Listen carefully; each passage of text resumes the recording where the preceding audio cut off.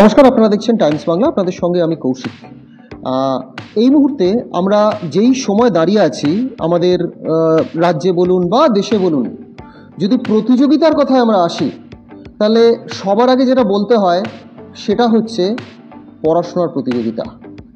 এই প্রতিযোগিতাটা কিন্তু কোনোভাবেই আমরা অস্বীকার করতে পারি না, এবং আমরা দেখি যত দিন যাচ্ছে ছাত্রছাত্রীদের মধ্যে এই প্রতিযোগিতার মানসিকতা ক্রমশ বাড়তে থাকছে, দিনের পর দিন বাড়তে থেকেছে, এবং এখন সেটা এমন পর্যায়ে এসে পৌঁছেছে যেখানে কিন্তু সামান্য বিষয়ভিত্তিক যে পড়াশোনা, সেখানেও এই প্রতিযোগিতার একটা খুব বড় ভূমিকা পালন করছে। আমাদের সঙ্গে এই মুহূর্তে একজন অত্যন্ত স্বনামধন্য শিক্ষক, যিনি দীর্ঘদিন শিক্ষকতার সঙ্গে আছেন এবং বহু সাকসেসফুল ওনার ছাত্র ওনার হাত দিয়ে বেরিয়েছেন, যারা আজকে ভারতবর্ষ বলে হয়তো কম বলা হবে, পৃথিবীর বিভিন্ন সংস্থায় ইনক্লুডিং নাসা এরকম সংস্থাতে যারা অত্যন্ত সফলতার সঙ্গে কাজ করছেন। হ্যাঁ, আমাদের সঙ্গে এই মুহূর্তে স্যার আছেন। স্যার, আপনার আগে নামটা একটু বলবেন, পুরো নামটা। হ্যাঁ, নমস্কার, আমার নাম Chandak Hazra. About 20 years experience. আমি বহুদিন দিল্লি কোটাতেও আমি পড়িয়েছি, কম্পিটিটিভ এক্সাম রিলেটেড, একটা জনৈক ইনস্টিটিউটে। তাছাড়াও আমি নিজস্ব ইনস্টিটিউটও আছে আমার এখানে, হাওড়া কলকাতায় আছে। বহুদিন ধরে স্টুডেন্টরা আমার কাছে মানে পড়াশোনা করছে। প্রায় মোর অ্যাবাউট 30,000 ডাক্তার আমার হাত দিয়ে বেরিয়ে গেছে, এবং বহু ইঞ্জিনিয়ার বেরিয়ে গেছে, ইনক্লুডিং 300+ IITian। যেটা ব্যাপার সেটা হচ্ছে 11-12-এ এসেই প্রথমে ছেলেরা হাবুডুবু খায়, কারণ 9-10-এর সিলেবাস আর 11-12-এর সিলেবাস একটা হিউজ ডিফারেন্স। 9-10-এর এক একটা চ্যাপ্টার, মানে এক একটা বই, মানে ধরুন সায়েন্সের বই বা ফিজিক্সের বই বা ফিজিক্স, আমি যেটা বলছি সিবিএসসি যেমন সায়েন্স থাকে, সায়েন্সের টোটাল বই, বা আইসিএসসির ক্ষেত্রে যেটা ফিজিক্স থাকে, সেই টোটাল বইটা এখানে কিন্তু এক একটা চ্যাপ্টারের সঙ্গে সমান ফিজিক্সের। তো নর্মালি ম্যাক্সিমাম স্টুডেন্টই 9-10-এর ক্ষেত্রে র্যাঙ্ক করবার জন্য ওরা কিন্তু ম্যাক্সিমাম ফর্মুলা মুখস্থ করে এবং কনসেপ্ট ওয়াইজ পড়াশোনা করে না। কিন্তু 11-12-এর ক্ষেত্রে টোটালি কনসেপ্ট ওয়াইজ পড়াশোনা করতে হবে, আদারওয়াইজ না হলে কিন্তু টোটালি ফেলিওর হবে। প্রপার গাইডেন্স দেখা দরকার, কারণ ওদের নিউমেরিক্যাল করতে হবে, প্র্যাকটিস করতে হবে প্রচণ্ডভাবে, এবং রেগুলার এক্সাম দিতে হবে, মক টেস্ট দিতে হবে, এবং তার সঙ্গে কোশ্চেন সলভিং শিখতে হবে, অ্যাজ ওয়েল অ্যাজ ওদের টাইম ম্যানেজমেন্টটা ঠিক করে শিখতে হবে, যাতে প্রপারলি ফিজিক্স, কেমিস্ট্রি, ম্যাথস এবং বায়ো, বিশেষ করে ফিজিক্স অ্যান্ড ম্যাথস যেন রেগুলার প্র্যাকটিসের মধ্যে থাকে। আচ্ছা, ধরুন এই তো নর্মাল পড়াশোনা যেরকম করছে, এর সঙ্গে অনেকেই চায় না যে আমরা কম্পিটিটিভ পরীক্ষা দেবো, প্রতিযোগিতামূলক পরীক্ষা দেবো, চাকরির পরীক্ষাগুলো দেবো। তো সেই প্রিপারেশানগুলো একসঙ্গে কিভাবে নেওয়া সম্ভব? হ্যাঁ, অনেকে ভাবে যে আমি বোর্ড প্রিপারেশনের সঙ্গে সঙ্গে যদি কম্পিটিটিভ প্রিপারেশান নিই তাহলে আমার কিন্তু রেজাল্ট খারাপ হবে। একদমই না। আমি যদি প্রপার সিস্টেমেটিক্যালি যদি মানে প্রিপারেশান নিই, আমি যদি টাইম ম্যানেজমেন্ট মেনটেন করি, প্রপার যদি গাইডেন্স আমার থাকে, আমি যদি প্রপার প্রসিডিওর যদি ফলো করি, তাহলে কিন্তু board as well as competitive দুটোর ক্ষেত্রেই কিন্তু রেজাল্ট খুব ভালো হবে। এরকম আমার কাছে বহু স্টুডেন্ট আছে যারা কিন্তু প্রত্যেক বছরই কিন্তু বোর্ডের সঙ্গে সঙ্গে কিন্তু কম্পিটিটিভ ভালো রেজাল্ট করে, এবং জেই এবং নিটে খুব ভালো র্যাঙ্ক করে। তা অ্যাজ ওয়েল অ্যাজ জেইতে মানে ডবল ডিজিটেও র্যাঙ্ক করছে, নিটেও ডবল ডিজিটে র্যাঙ্ক করছে, আবার অ্যাজ ওয়েল অ্যাজ বোর্ডেও কিন্তু 1 থেকে 50-এর মধ্যে আসছে। তো আমরা যদি প্রপারলি পড়াশোনা করি, কনসেপ্ট শিখি, তার সঙ্গে আমরা নিউমেরিক্যাল প্রপারলি সলভ করি, তাহলে কিন্তু এটা সম্ভব।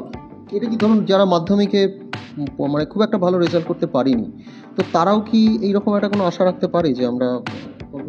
একদম একদম একদম, কারণ আমি আগেই বললাম যে 9-10-এর রেজাল্টটা 11-12-এর কোনো ম্যাটার করে না। কারণ 9-10-এ যারা ভালো রেজাল্ট করছে, আমি ধরে নিচ্ছি 90% অ্যাবভ পাচ্ছে, তারা কিন্তু ম্যাক্সিমামে কিন্তু মুখস্থ ওরিয়েন্টেড পড়াশোনা করে আসছে। তাদের ম্যাথসের কনসেপ্ট ক্লিয়ার নেই, হয়তো দেখা গেছে 90-র ওপর পেয়েছে, কিন্তু যেহেতু 4-5-6টা চ্যাপ্টার রিলেটেড, ওরা ইজিলি পড়াশোনা করে ওটা বেরিয়ে গেছে। কিন্তু 11-12-এ টোটালি আলাদা। এখানে কিন্তু কনসেপ্ট বিল্ডিং করতে হবে, অ্যাজ ওয়েল অ্যাজ খাটতে হবে, হার্ডওয়ার্ক করতে হবে।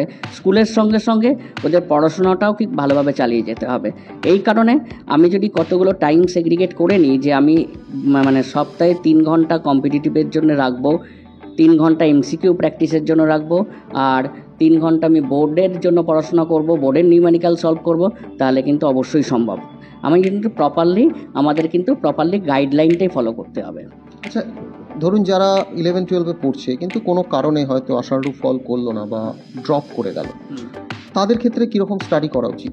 হ্যাঁ, নর্মালি ড্রপার ব্যাচ প্রচুর থাকে, বিশেষ করে যারা মেডিকেল দেয়, মেডিকেলের ক্ষেত্রে ড্রপার ব্যাচ প্রচুর থাকে। আমারও ক্ষেত্রেও ড্রপার ব্যাচ প্রচুর, বাইরের ছেলেরা পড়তে আসে, মুর্শিদাবাদ, মালদা, এদিকে উত্তর দিনাজপুর, এদিকে কন্টাই, তমলুক থেকে আসে।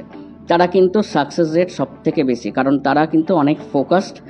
আর মানে প্রপারলি যদি আমি 6-7 মাস প্রিপারেশান নিই, যেমন ফিজিক্সটা কিন্তু নিট অ্যাজ ওয়েল অ্যাজ যেই ক্ষেত্রে র্যাঙ্ক মানে ভাইটাল সাবজেক্ট, ওর ওপরই ডিপেন্ড করে র্যাঙ্কটা হয়, বিশেষ করে মেডিকেলের ক্ষেত্রে।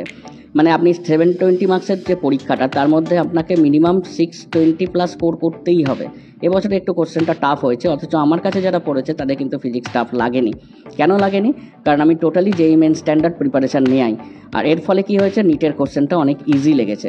তো আমি ওই নিটের মতো ওই হালকা হালকা পড়ে গেলে হবে না, এখানে ফিজিক্সের মতো করেই আমাকে পড়তে হবে, কনসেপ্ট শিখতে হবে, আমি বারবার বলছি, ফর্মুলা লিস্টিং করতে হবে, প্র্যাকটিস করতে হবে, প্রচণ্ডভাবে প্র্যাকটিস করতে হবে, প্লাস আমাদের প্রপার গাইডলাইন ফলো করতে হবে, এমসিকিউজ প্র্যাকটিস করতে হবে, টাইমার সমেত এমসিকিউজ প্র্যাকটিস করতে হবে, তাহলে কিন্তু সাকসেস পাওয়া অবশ্যই সম্ভব।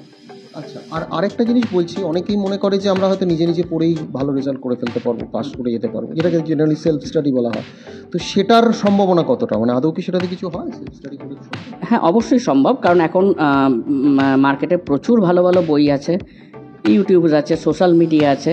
আমি যদি প্রপারলি গাইডলাইন যদি ফলো করি এবং প্রপার গাইডেন্স যদি থাকে, আমি যদি আমার ডাউটটা ক্লিয়ার হয়, আমি যদি উচ্চ মাধ্যমিকে সায়েন্স নিয়ে পড়ছে, বিজ্ঞান নিয়ে পড়ছে, তো তাদের জন্য আগামী দিনে মানে আজকের দিনে দাঁড়িয়ে কী ধরনের অপরচুনিটি আছে? যারা বিজ্ঞান নিয়ে পড়ছে তারা অনেকগুলো অপরচুনিটি আছে। প্রথম কথা তো আগেই আপনিও বললেন, আমিও বললাম, ডাক্তার, ইঞ্জিনিয়ারিং তো আছে, একটা আইজার বলে পরীক্ষা হয়, যেটা হচ্ছে রিসার্চের জন্য, সেটা তো আছেই। তাছাড়া ওরা অ্যাস্ট্রোফিজিক্স নিয়ে পড়াশোনা করতে পারে, মানে যদি কেউ অনার্স নিয়ে পড়ে, আইআইটি জ্যাম দিয়ে পড়ে, অ্যাস্ট্রোফিজিক্স নিয়ে পড়াশোনা করতে পারে। আমি যেটা বললাম যে এই দুনিয়াতে কিছুদিন পর যে দেশটা অ্যাস্ট্রোফিজিক্স, মহাকাশ নিয়ে যতটা বেশি অগ্রগতির দিকে যাবে, সেই দেশটাই কিন্তু পৃথিবী শাসন করবে। তো অ্যাস্ট্রোফিজিক্সও কিন্তু একটা খুব ভাইটাল রোল প্লে করছে। তাছাড়া আপনার computer science, AI, computer science, robotics, computer science, machine learning, এগুলো তো মারাত্মক যুগ আসছে পরবর্তী সেশনের ক্ষেত্রে। একদম।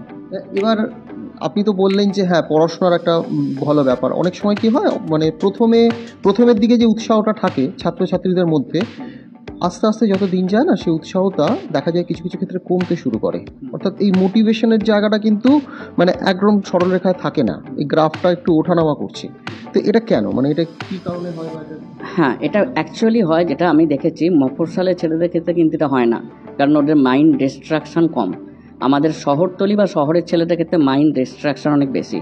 আমরা জানি আমাদের ব্রেন কিন্তু জানি যে আনলিমিটেড ক্যাপাসিটি, কিন্তু একদমই না লিমিটেড ক্যাপাসিটি, কারণ কেউ আমরা আইনস্টাইন না, তো লিমিটেড ক্যাপাসিটি। আমি সমস্ত মাইন্ড থেকে যখন ডিস্ট্রাকশানকে সরিয়ে দিতে পারবো, এবং প্রত্যেক দিন আমরা আমি সবসময় স্টুডেন্টদের বলি যে ঘুম থেকে উঠে তোরা 2 মিনিটের জন্য একটু মেডিটেশন কর, যে চোখটা বন্ধ কর, তোরা যে দেবতাকে তোরা ভালোবাসিস বা স্মরণ করিস, মানে তোরা যে দেবতাকে মানিস, একটু চোখ বন্ধ করে বল, স্মরণ কর, এবং বল যে আমার আজকের দিনটা সব থেকে বেশি সফল হবে, এবং আমি 100% এফর্ট দেবো, এবং আমার গোল কি সেটাকে তো আরেকবার করে চিন্তা কর, বা টার্গেট কি, আমি কি হতে চাই। এটা যদি না ঠিক করবে, যার মাইন্ড সেট আপ ঠিক নেই যে আমি এটা হতে চাই, তাহলে তার সাকসেস পাওয়া প্রচণ্ড কঠিন এখনকার দিনে, কারণ কম্পিটিশন মারাত্মক। এক্স্যাক্টলি, ঠিকই বলেছেন, কম্পিটিশন মারাত্মক। তা এইরকম একটা কম্পিটিশনের জায়গাতেই আপনি এত বছর ধরে শিক্ষকতা করছেন, আপনার হাত দিয়ে কয়েক হাজার ছেলে মেয়ে বেরিয়েছে। আপনার থেকে শুনতে চাইছি যে এর কারণটা কি, মানে এই কি ফ্যাক্টরটা কি, যদি একটু বলেন। হ্যাঁ, এটা অবশ্যই, কারণ দেখুন, আমি প্রথমে আগে ফিজিক্সের কনসেপ্ট বিল্ডিং করি, রেগুলার টেস্ট থাকে আমার, রেগুলার ক্লাসের পর আফটার ক্লাসেস টেস্ট থাকে, ডেলি হোমওয়ার্ক থাকে, সেগুলো চেক করে ব্যাক করা থাকে, ডাউট ক্লিয়ারিং সেশন থাকে, 1:1 ডাউট ক্লিয়ারিং সেশন থাকে, এক্সট্রা কোশ্চেন সলভিং ক্লাসেস থাকে, আমার নিজস্ব অ্যাপসের মধ্যে প্রত্যেকটা ক্লাসের ব্যাকআপ ভিডিও থাকে। মানে আজকে কোনো একটা বাচ্চা ফিজিক্সের একটা চ্যাপ্টার পড়লো, 4 মাস পরে গিয়ে মনে হলো যে আমি যা ভুলে গেছি স্যার কী পড়িয়েছে। তো প্রত্যেকটা ক্লাসের যেহেতু ব্যাকআপ ভিডিও থাকে, ও কিন্তু সেগুলো রিভিশনস দিতে পারে, প্লাস আপনার জেইর ক্ষেত্রে বলছি রেগুলার এমসিকিউ টেস্টিং থাকে বা এমসিকিউ প্র্যাকটিস থাকে, এইগুলো আমরা পুরো মেনটেন করি। অনলাইন টেস্ট থাকে যেটা টাইমার সমেত, যেমন ধরুন 20 নম্বর কোশ্চেন 10 মিনিট টাইম। নর্মালি হয়তো 10টা কোশ্চেন প্রথম দিন অ্যান্সার দিতে পারলো না, 2টো পারলো। যখনই ও টাইমার দিয়ে দেখছে অটো সাবমিশন হয়ে যাচ্ছে, ও কিন্তু ওইটা যদি কন্টিনিউ দিতে থাকে 6 মাস পরে গিয়ে দেখবে ও কিন্তু তখন 10টার মধ্যে 7টা করতে পারছে। এইভাবেই কিন্তু স্পিড আপ করবে, কিন্তু যদি ম্যানুয়ালি করে তাহলে সেটা কখনোই সম্ভব না। যেহেতু অটো সাবমিশন হয়ে যাচ্ছে, টাইমার সেট করা আছে, ও কিন্তু অটোমেটিক্যালি নিজেই স্পিড আপ নিজে করে ফেলবে। আর সবথেকে বড় কথা, নিজের টার্গেট ফিক্সড করতে হবে আগে।